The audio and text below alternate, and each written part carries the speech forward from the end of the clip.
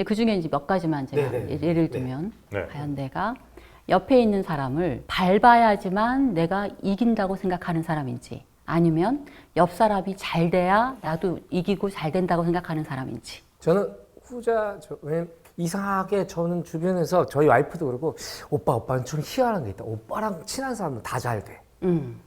그런 얘기를 해요. 형님이 그래서 제일 못 나가는 거죠? 그 주변 사람들 중에. 그렇게 됐지.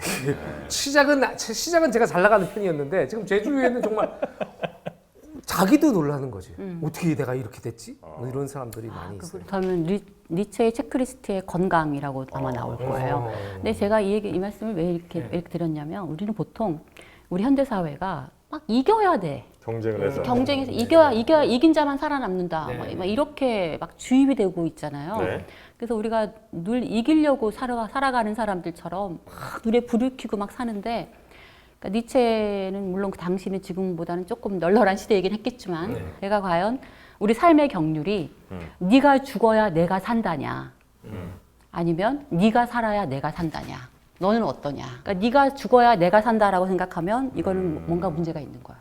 이걸 이제 병리성이라고 합니다. 네네. 근데 네가 살아야 나도 같이 산다, 이렇게 생각하는 사람은 건강하다. 저는 비교적 건강한 것 같은데 정혜진 씨 그런 것 같아요. 이미 이 사회의 구조라는 게, 예를 들어서 사원 100명 뽑았다가 부장 10명 되고 이사는 2명 되잖아요. 네. 나는 정말 마음은 얘가 부장해서 같이 이사로 올라갔으면 좋겠지만 결국 자리는 2개고 제가 안 떨어지면 내가 떨어져야 되는 거라면, 아무리 뭐 상대를 내가 좋게 생각하고 뭐 이러려고 해도 이미 짜여진 구조 안에서는 불가피한 상황 아닌가요? 굉장히 힘든 상황이긴 하죠. 네. 근데 이제 니체는 이런 생각이에요.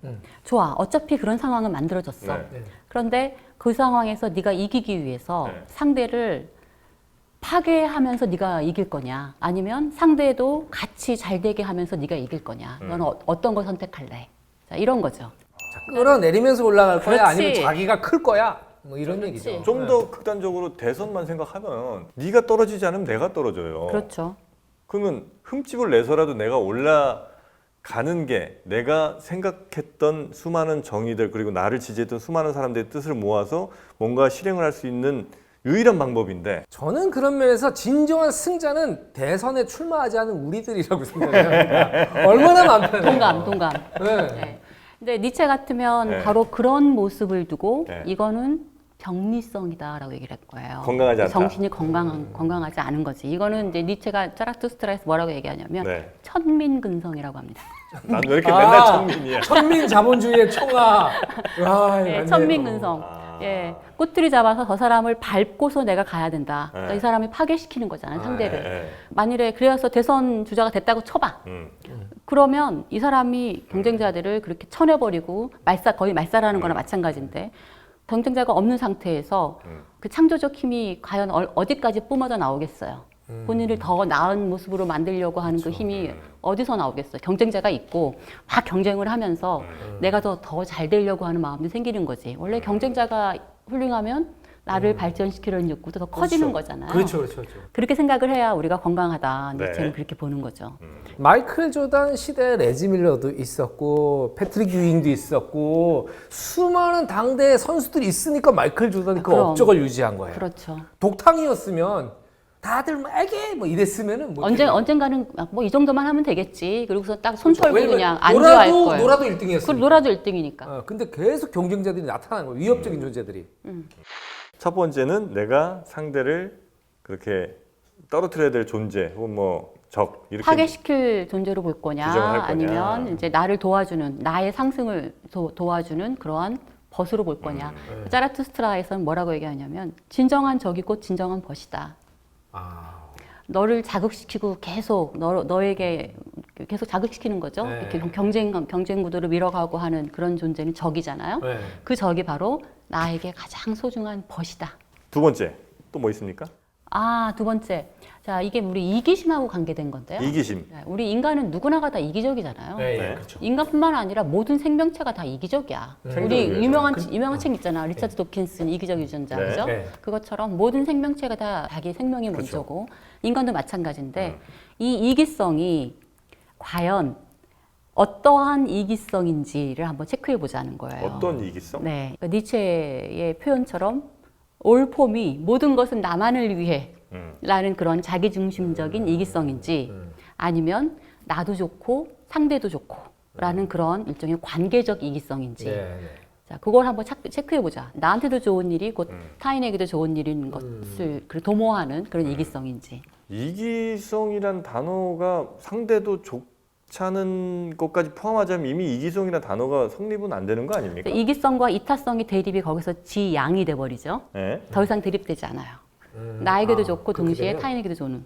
우리는 기존 범주로는 이기성과 이기성이 대립된다고 네, 배웠잖아요. 네, 네. 근데 니체는 새로운 유형의 사고 패턴을 우리한테 제시하는 거예요. 또 깨셨구나. 이기라는 본성을 탈피할 수는 없으니. 아, 그건, 예, 예, 예. 그건 생명체의 본성인걸요. 예, 예. 쉽게 말하면 긍정적으로 수정해 보겠다라는 뭐 그런 의미가 아닐까 싶어요. 예를 들면 이제 이것도 그런 건지 모르겠는데 저는 가끔 이렇게 막 저기 밖에서 막 여름에 막 어떻게 제가 좋은 위치를 잡아가지고 저는 그늘에 있고 밖에서 막 근데 제가 줄을 잘 쓴 거예요. 제가 여기 있었으면 내가 절로 나갔을 거야라고 생각하지 않는 거죠. 아, 근데 이거는 그냥 아주 뭐 평온한 상태에서 난 이걸 설정하면 안 될 것 같고 예를 들어서 극단적인 상황에서 자, 논 두 개 있는데 각자 알아서 잘 재배해 보세요. 이렇게 하면 이제 내 거 잘 키우면 되는 거니까 괜찮은데 논 하나 주고 나서 둘이서 알아서 해서 나눠 먹으라고 그러면 그때 그러니까 이익이 충돌이 될 때 결국 이제 이기성은 난 어쨌든 8, 90%막 더 많이 가져가서 내 가족들 많이 배불리게 먹게 하고 싶을 거 아니에요. 네. 그러니까 이거는 결국 내가 8, 90% 가져간다는 얘기는 상대가 1, 20밖에 못 가져간다는 얘기니까 이기적일 수밖에 없는 게 아닌가. 이기적인데 이타적일 수는 나는 없는 거 아닌가. 근데 이게 너무 이기적이잖아. 내가요? 일한 만큼 가져가자는 게 아니고 그거는 자기 형편이지. 다만 양해를 구할 수는 있겠지. 야, 누구한테? 내가 너랑 나랑 똑같이 일을 하고 똑같은 네. 저기를 하지만은 네. 6대4 하자. 우리 내 식구가 많아서 그래. 바로 그렇게. 좋은 얘기입니다. 네. 이게 저는 이 현대성과 안 맞다는 거예요. 그러니까 우리가 만약에 과거 무슨 우리 조선시대 같으면 다 서로 아는 집이고 우리 친척들이 이러면 그 얘기가 통하죠. 근데 이 익명성 속에서는 그게 통할 수가 없다는 거야. 그래서 나는 이 이타성이 같이 공존하기가 매우 어렵다는 어렵다. 거죠. 네. 우리 지금 이렇게 스튜디오에서 촬영하는데 우리가 니체에 대한 이야기를 하면서 일단 저한테 좋은 거잖아요. 동시에 두 분한테도 좋은 일이잖아요. 맞아요. 이럴 수 있는 거거든요. 네네. 나한테도 좋은 게 옆에 있는 사람들한테 동시에 좋은 경우. 네. 이게 이제 전제가 있죠. 이제 제가 니체에 대해서 제대로 잘 설명을 해야 두 분한테도 이게 양식이 되는 거잖아요. 네. 예, 예. 근데 그런 전제만 충족시키면 이기적인과 이타성이 결코 대립되는 게 아닌 그런 일들이 충분히 가능한 거거든요. 네. 그러니까 우리가 이제 니체 철학이 강조하고 싶은 건 뭐냐면 아까 우리 처음에 서두에 말씀드렸던 이 중심주의를 탈피해보자. 나만 중요하고 나만 중심이고 나머지는 나를 위한 그야말로 엑스트라로 그렇게 생각했던 그런 사유 방식을 벗어버리고 나도 중심, 너도 중심, 모두가 다 중심이라고 우리가 생각을 해야 한다는 의도에서 이기성과 이타성을 니체가 더 이상 대립시키지 않는 그런 시스템을 고안을 해낸 거죠. 힘의 의지라는 개념들이 나올 거예요. 힘의 의지. 네, 그게 뭐죠? 데어 빌레조 마크트라고 네. 우리나라에서 오랫동안 권력의 의지, 권력 의지 이렇게 번역됐던 건데 이제 니체의 취지에 맞게 번역을 하자면 힘의 의지가 맞고요. 네. 이제 그 개념으로 이 세상 전체를 설명을 하면서 이기적과 이타적이 분리되지 않은 거다. 동전의 양면이다. 라고 이제 설명을 해줘요. 근데 이제 이걸 인간에게도 적용을 하면 내가 중요하고 내가 모든 행위가 이기적 행위이지만 그럼에도 불구하고 동시에 모든 사람에게 같이 도움을 주고 같이 이득이 되는 네. 그런 행위를 우리가 해야 한다는 거예요. 그 니체가 했던 유명한 말이 있어요. 네네. 하나의 중심은 없다. 중심은 어디에나 있다. 이것하고 비슷한 말이 뭐냐면 있는 것은 아무것도 버릴 것이 없으며 없어도 좋은 것이란 없다. 있는 것은 아무것도 것도 버릴 것이 버릴 없으며 것도 없어도 좋은 것이란 없다. 예를 들면 음식 쓰레기나 이런 것들은 그것도 다 있어야 되는 것들이죠. 왜냐하면 그게 또 다시 재활용돼가지고 거름이 되기도 하고 이 세상에 있는 모든 것들이 다 그렇게 존재 의미와 존재 가치가 있으니까 네. 우리 인간들도 마찬가지고 제 옆에 계시는 이 두 분도 나랑 똑같이 동등한 지위와 자격과 권리를 가지신 분들이니까 이렇게 너무 나 중심적으로 이기성을 발휘하지 말고 나의 좋은 것이 같이 모두에게 도움이 되는 그런 행위를 하면서 살아라. 그래야 건강하다. 없어도 이렇게 얘기하는 거. 좋을 것은 없다는 거죠. 없어도 좋은 것이란 없다. 그렇죠. 다 그러면- 있어야 되는 거지. 그러면 그 이원론은 없어도 좋아요? 아니면 이원론 조차도 있어야 돼요? 이원론도 존재 의미가 있었죠. 이원론이 오랫동안 사람들에게 삶의 토대가 되면서 사람들 문화 자체를 만들었죠. 그래서 신의 나라와 인간의 나라, 그리고 저 세계와 이 세계. 우리 그게 사실 삶의 토대잖아요. 지금도 그걸 믿고 있는 사람들이 많거든요. 네. 만일에 죽음 이후의 세상이 없다면 삶이 무의미해질 거다라고 생각하는 사람들 너무 많잖아요. 그러니까 나름 다 의미가 있는 거죠. 근데 니체는 정확하게 필요 없는 건 없다고 그래요. 의미 필연성뿐만이 아니라 존재 필연성까지. 아, 필요 없는 그러니까 건 없다. 우리 불가에서도 길가에 굴러다니는 돌멩이 하나도 다 중요하다고 얘기하잖아요. 네네. 그게 이제 관계론이기 때문에 어쩔 수가 없어요. 필요 없는 건 없는데 과연 저는 누구한테 이렇게 필요한 사람일까? 나한테 엄청 필요하지 지금. 그래? 왜냐하면 옆에서 계속 그렇죠. 계속 이렇게 이렇게 해야- 좋은 말씀 네. 해주시고 아, 그러니까 그래요? 저도 이제 긴장 풀고 앉아서 편안하게 우리 과자 먹어가면서 얘기하고 저 하잖아요. 많이 필요하세요? 엄청 필요해요. 바쁜데 괜찮을까 모르겠네요. 어디서 끼부려? 니체라는 분의 가장 큰 매력은 뭡니까? 니체 철학을 한마디로 우리가 얘기하면 디오니소스적 긍정의 철학이다 이렇게 얘기를 하거든요. 근데 긍정이라고 하는 게 영어로 하면 yes saying, 그렇다라고 인정해주고 네. 긍정해주고. 네. 그러니까 이 세상에 있는 모든 것들에 아, 대한 그 존재 가치, 의미에 대한 인정, 존재가 꼭 있어야 된다라고 하는 그런 인정은 굉장히 중요한 함축이 있어요. 우리 인간 세계에 적용하면 나만 사람이고 니네들은 사람 아니야 이게 아니라는 거죠. 네. 나랑 똑같이 동등한 나와 건강한 힘 경쟁을 벌이면서 살아가는 그런 주체다. 우열이 따로 없는. 네, 존재 자체에는 우열이 없어요. 네. 그리고 이 자연계에도 우리 오랫동안 인간이 중심이고 나머지는 인간 밑에 있는 거 이렇게 생각을 했었잖아요. 그렇죠. 그래서 자연도 우리 인간을 위해서 파괴해도 된다. 우리는 파괴할 권리가 있다. 이렇게 생각을 했었거든요. 네. 근데 니체는 그건 안 돼. 이거죠. 자연에 있는 모든 거 하나하나도 인간과 동등하게 중요해요. 이게 우리가 모르는 상태에서 들으면 굉장히 밝고 긍정적인 분이에요. 네. 그러니까 모든 것에 대한 예스 세잉을 하는 그런 철학이라 그러니까 나 자신도 마찬가지로 나도 의미 있고 존재 가치가 있는 존재야라고 긍정하면서 환하게 웃게 하고. 수많은 인권 운동이나 뭐 페미니즘 이런 운동들이 근원을 보면 니체에게 빚을 지고 있는 거군요. 어느 정도 그 현대 생태학자들이 니체를 엄청 좋아하는 이유가 바로 거기 있죠. 네.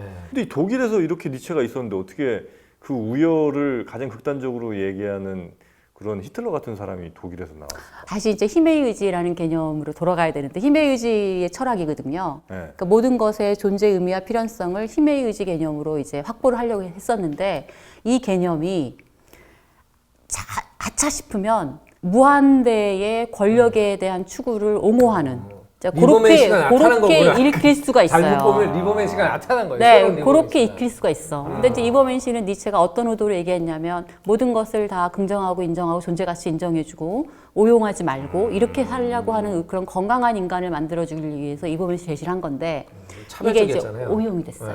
그러니까 니체가 했던 수많은 말들, 굉장히 선동적인 말들이 있어요. 네, 네. 뭐 가차없게 너를 위해서 싸워라. 모든 것을 걸고 뭐 투쟁하라. 뭐 이런 식의 그런 표현들이 그런 있어요. 것만 쏙쏙 뺏어 썼구나. 쏙쏙 뺐어. 거기다가 니체가 투쟁이 했던 나오는 표현들 중에서 네. 반유대주의 적인 게 있어요. 네. 것들이 표현들이 좀 있어요. 아, 그러니까 책임이 니체가 있네, 이분이. 유대인들에 대해서 굉장히 옹호적인 발언도 많이 했고 반대로 유대인들에 대한 비판적인 말도 엄청나게 많이 했어요. 똑같이. 근데 그 나치 이데올로기에 좀 이렇게 필요가 될 만한 것들을 쏙쏙 뽑아다가 그래서 니체를 나치의 국가 철학자로 만들어 버린 거예요. 아. 그래서 니체가 오랫동안 비판을 좀 독일에서 금지됐었죠. 60년대 중반까지 니체는 아무한테도 읽히지 않았어요. 와. 와, 그건 신기하네. 그러다가 니체라고 하는 철학자를 철학자로 부활시킨 사람이 누구냐면 하이데거라고 하는 철학자예요. 예.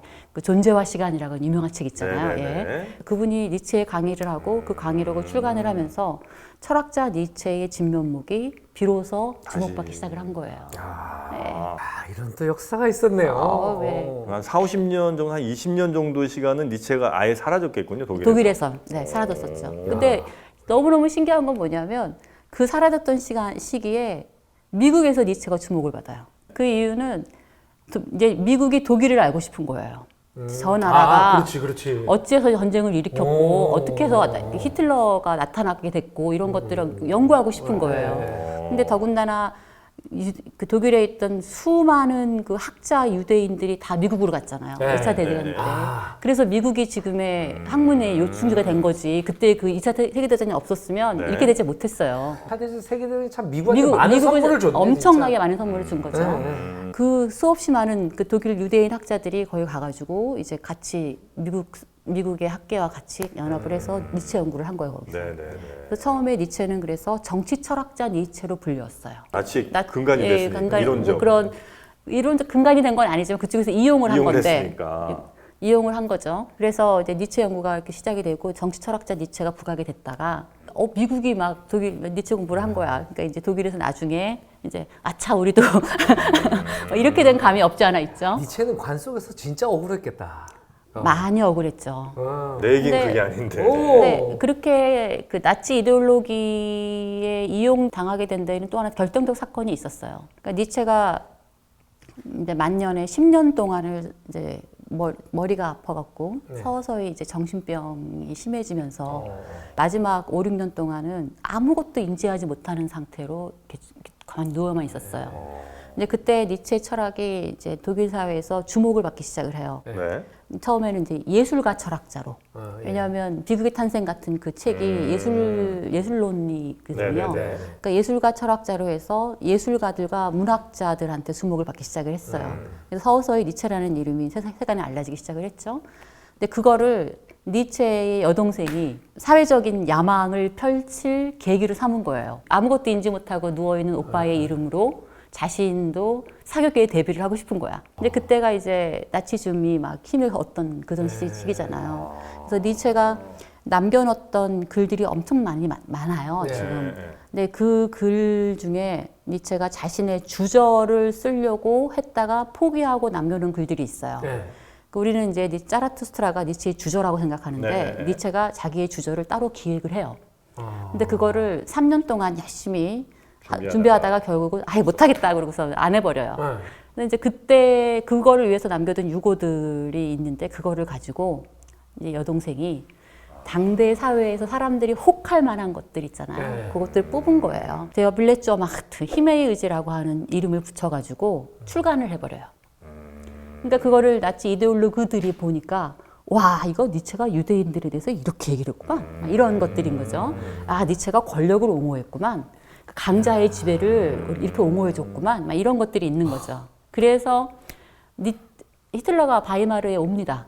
니체의 유고들이 있고 니체 하우스가 있는 바이마르에 와서 직접 니체라는 이름을 국가 철학자로 만들어 버린 거죠. 그런 사건이 있었어요. 그 외에 히스토리가 되게 많은데. 이게 너무 재밌는데. 하지만 그 수많은 히스토리들은 우리가 또 어디서 볼 수 있을까?